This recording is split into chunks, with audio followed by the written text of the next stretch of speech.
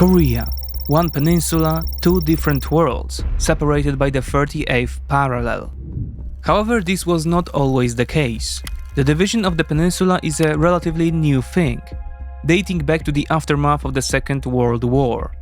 Before its division, Korea had functioned as a politically unified state for 13 centuries. Therefore, raising the question of Korean reunification should not be surprising. What are the arguments for and against reunification? What might it look like? And what would it mean for the balance of power in the region? Let's find out. Welcome to the 20s Report.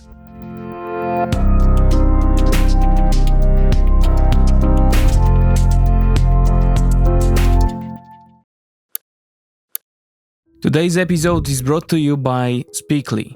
Speakly is a language learning application that allows you to learn in a whole new way. Research conducted by Speakly's founders led to a system in which you learn only the key words and sentences necessary to communicate in a given language. Thanks to this, you can get solid communication skills in just 3 to 4 months, practicing only 30 minutes a day. Exercises include learning new words, pronunciation, writing, listening, and even music recommendations in the desired language. Interestingly, you can choose which type of exercise you want to focus on and which suits you best. Currently, thanks to Speakly, you can learn Spanish, French, German, Estonian, Russian, Italian, and Finnish. All this is available via Android or iOS app. The beginning of the year is a great time to start learning at full steam, and Speakly can help you with this. If you want to see how Speakly works, you will get the first 7 days of learning for free, while opting for the yearly plan will give you a 60% discount. Try it out using the link in the description.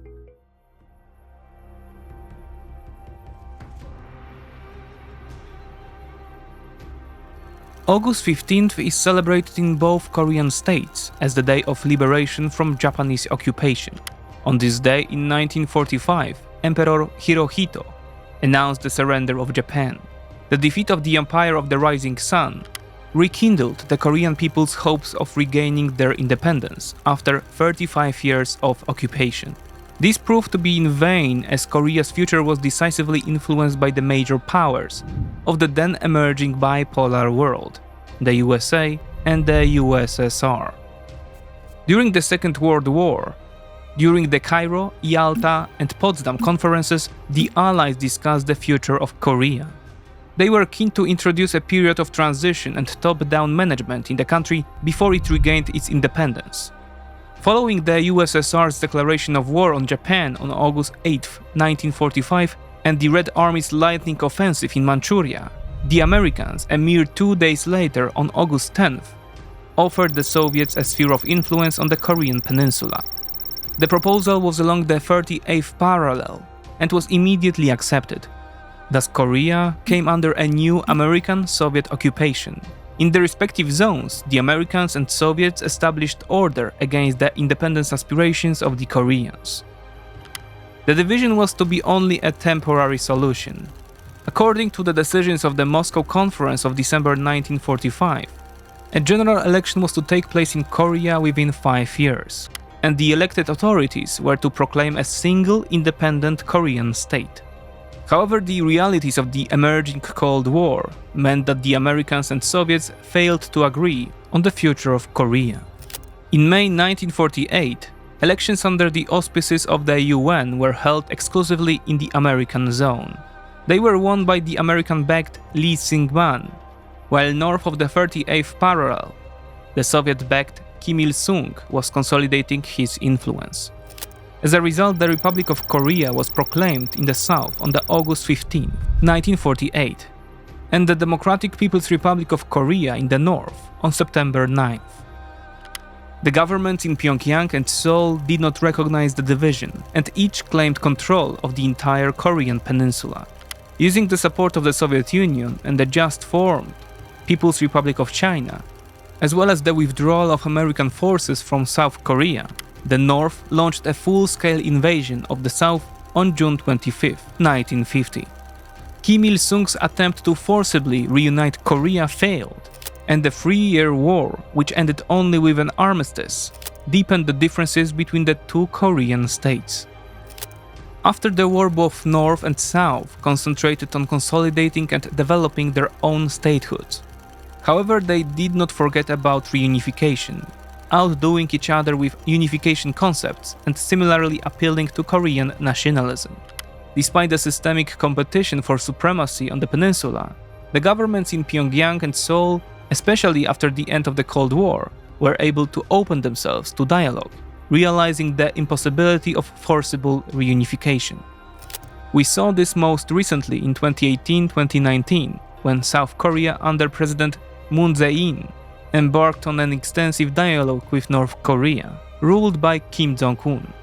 Moon's administration was not the first South Korean government to show determination and conviction about the correctness or even necessity of diplomatic action towards the North Korean regime.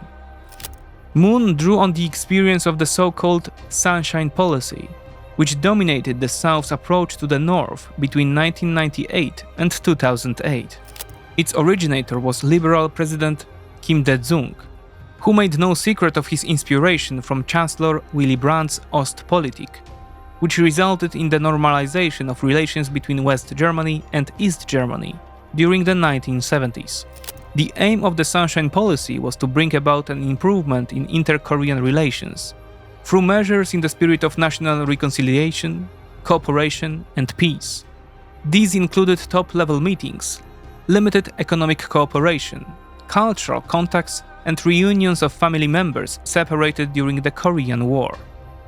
While the overarching goal was to develop peaceful coexistence, progressive cooperation in subsequent areas was expected to pave the way for Korean unification in the following decades. Advocates of the Sunshine Policy suggested a three-stage formula for unification, resulting from the stable development of peaceful relations and cooperation that would reduce the differences between the Korean states. The first stage was to see the formation of confederation of the North and South, the second to establish a federation, and the third to see complete unification under a unitary state. However, this did not happen. North Korea proved to be a more difficult partner than the founders and continuers of the Sunshine Policy had thought. Not only has it failed to open up to further areas of cooperation, but it has also developed a missile arsenal with nuclear capabilities, thus becoming an increasing threat to the South. Therefore, both the conservatives, ruling South Korea from 2008 to 2017, and the current president, Yoon Suk-yeol, who has been in office since 2022, abandoned dialogue with the problematic neighbor. Nevertheless, this does not mean that Koreans have given up on their unification aspirations, which are historically rooted in a common ethnic, national, and cultural identity. Before its division, Korea had functioned as a politically unified state entity for an impressive 13 centuries. Koreans, characterized by a unique ethnic and cultural homogeneity, had for centuries shaped their identity through a common heritage of tradition, language, religion, and institutions. As a result, despite the vast differences between the North and the South, the societies of both Korean states inherit the same centuries-old cultural legacy. They speak the same language, albeit slightly different, due to the separate language policies of the North and South, as well as imported words and terms from different languages. Added to this are political and economic factors. Both Korean states have the goal of Korean reunification enshrined in their constitutions, a political commitment that successive leaders in the South and North take on board.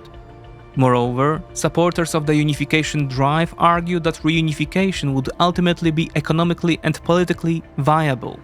A unified Korea, after many years of bridging its huge North-South development gap, could theoretically become one of the leading economic powers. North Korea's natural resources and manpower could be harnessed into the modern economy of South Korea. Economic integration could greatly contribute to the improvement of the population in the North, whose influx could in turn solve the demographic problems of the South. Reunification, closing decades of confrontation between the Korean states, would mark the end of the threat of war and donate to stabilizing the region. According to extreme South Korean nationalists, a united Korea could also be a nuclear-capable military power, with its inheritance from the North. Yet there are far more arguments that a Korean-initiated peaceful reunification is just wishful thinking. The confrontational nature of inter-Korean relations remains a fundamental problem, North Korea is not only continually developing missile and nuclear capability, but also treats its southern neighbor as a threat due to its competitive socio-economic model, among other things. The scenario of the North voluntarily opening up to dialogue with the South, including a vast flow of information and people-to-people exchanges, is downright improbable, given the totalitarian nature of the North Korean regime. South Korea has not been passive, and is developing military capabilities and strengthening its alliance with the United States in response to North Korean threats. Another problem is the lack of continuity in the South's policy towards North Korea, stemming from the internal conflict between South Korean liberals and conservatives. Additionally, there is a massive development gap between North and South, which would give rise to enormous costs in the event of unification. South Korea, with a population of 51 million, is one of the most technologically advanced and globalized economies, while North Korea, with a population of 26 million, is economically backward and closed due to its policies and sanctions. Even in 2013, its record-breaking year, North Korea exported in a whole year only as much as South Korea did in a mere day and a half. North Korea's GDP is estimated to be less than 2% of South Korea's, and the average annual income of a South Korean is 52 times that of a North Korean.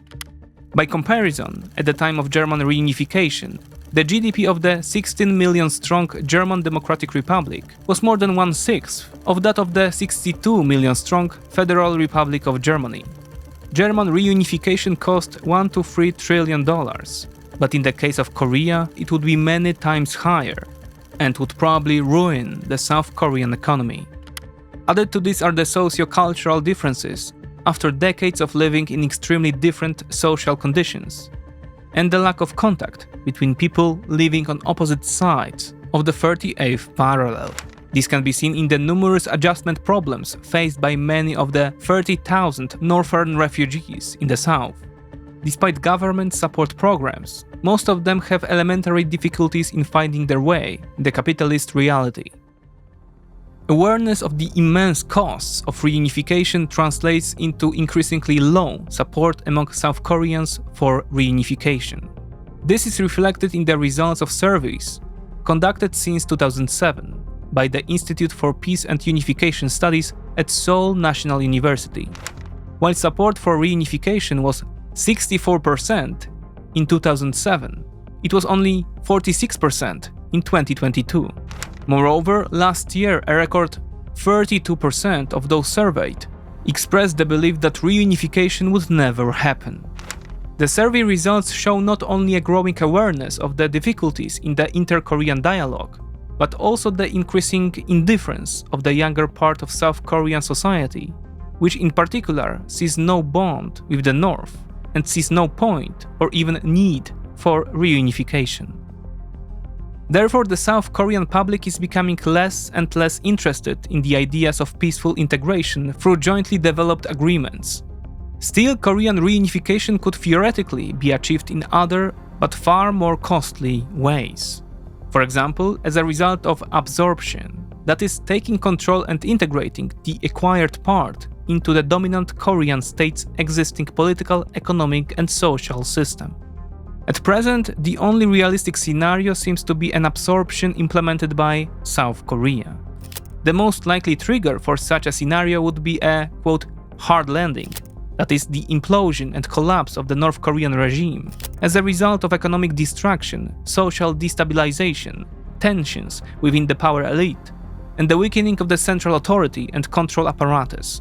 Such an option was often contemplated in the early 1990s, when, according to many observers, the North Korean state was not expected to survive in the new international environment. However, the regime proved to be more durable than thought, and currently there are few signs that it is in decline.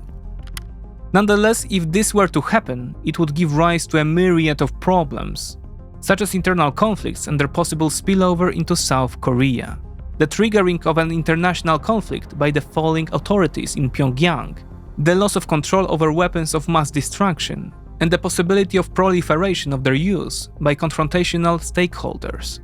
In addition, there would be widespread social instability, including crime, humanitarian catastrophe, famine, internal displacement, and refugee flows into China and South Korea. Moreover, the collapse of the North Korean regime could prompt Chinese involvement, including military intervention. If the People's Republic of China were to set up a new government to replace the collapsed regime, this would negate any chance of reunification. A quote, race for Pyongyang between China and US-backed South Korea, thus seeking control of the capital, would not be out of the question. As a result, parallel interventions by China from the north and the Republic of Korea and the US from the south could increase the risk of tension and even war between them. Thus, a possible consequence of the North Korean regime's collapse is a repeat of the 1950s, when the Korean problem escalated into a de facto US-China war. Therefore, the quote, hard landing scenario would only be favorable for the realization of Korean reunification on the South terms, if the South Korean authorities, in cooperation with the US, comprehensively prepared for the gigantic costs of the collapse of the Kim regime. The possibility of the North being absorbed by the South, following one of North Korea's soft landing options, has also been considered. Here, the North Korean authorities introduce a policy of reform, open up, expand contacts with the Republic of Korea, and negotiate the terms of absorption of the weaker North by the stronger South. This quote, soft landing option would be far preferable, as it would avoid the costs of a regime collapse in the North and would likely involve an easing of tensions. Still, under the current circumstances, the likelihood of the North Korean authorities deciding on thorough internal reforms, leading to an agreement on absorption by the Republic of Korea, is basically negligible. Whatever the scenario, the reunification of Korea would entail huge changes in the regional balance of power. Depending on the course and nature of reunification, a unified Korea could be an opportunity, a challenge, or even a threat to the interests of the major powers involved on the Korean peninsula, namely the US and China. The reunification of Korea could be beneficial to the US. The scenario of the absorption of the North by the South for a peaceful agreement between the two Koreas would solve the decade-old problem of the North Korean threat. A favorable solution from an American point of view would be for a reunified Korea to form an alliance with the US, or rather to adapt it to the new realities. Still, Korean reunification under any option would be an incredibly expensive process, which would probably force the need for comprehensive support from the US. What's more, the future of the US-Korea alliance would be in question. The lack of the primary reason for the alliance, the North Korean threat, would raise questions about the sense of continuing the alliance. Korean reunification would imply the need for a new model of cooperation between the Americans and Koreans, taking into account, among other things, the context of relations with China. For example, an American withdrawal from the peninsula could hypothetically be a condition for the Chinese to normalize relations with a newly unified Korea and de facto receive a green light from Beijing. For China, reunification under the option of absorption of the North by the South, or peaceful reunification through integration and dialogue, would only be positive if it ended the long-standing nuclear crisis and the cycle of tensions on the peninsula, but mostly if it would lead to the end of the Korean-US alliance and the withdrawal of US forces from the peninsula. Either way, it seems that Korean reunification would be a huge problem for China. Reunification on the South terms would upset the balance of power in the region, and the loss of North Korea as a strategic buffer would risk the appearance of US military forces on China's borders. This, in turn, would seriously complicate China's reunification plans with Taiwan. The collapse of a socialist state, such as North Korea, and the emergence of a free market democracy would arguably pose a challenge to the Chinese Communist Party. The new Korean state could also be a nationalist state, resulting in Sino-Korean tensions, including an intensification of historical and territorial disputes. The nationalism of a united Korea could spill over beyond the peninsula to include northeastern China, home to some 2 million ethnic Koreans. A divided Korea remains one of the last relics of the Cold War. The emergence of radically different political and socio-economic systems on opposite sides of the 38th parallel still generates problems today. It is not surprising then that every few years South Korea attempts to ease tensions. It uses the narrative of reunification to do so, although it does not necessarily treat it as an achievable goal, for it is aware of the obstacles due to which the prospect of Korean reunification is incredibly remote, perhaps impossible. At the same time, it is aware of the terrible costs that would arise in the event of an uncontrolled turn of events, such as the collapse of the North Korean regime. That is why, despite the enormity of doubts, the authorities in Seoul reach out from time to time to their counterparts in Pyongyang in the hope of de-escalating tensions and gradually preparing over a period of years for an eventual reunification, yet one whose burden would not collapse Korea. The slogan of reunification is also a code word to open another door, to signal that the overriding role in bringing about reconciliation and peace on the Korean peninsula is to be played by both Koreas. In this way, Koreans are saying that the superpowers must align themselves to this. Every subsequent step towards reunification, whether real or merely feigned, will remind the US and Chinese of the enormity of Korean reunification challenges and show that even under conditions of division, it is the Koreans who have the final say over their peninsula.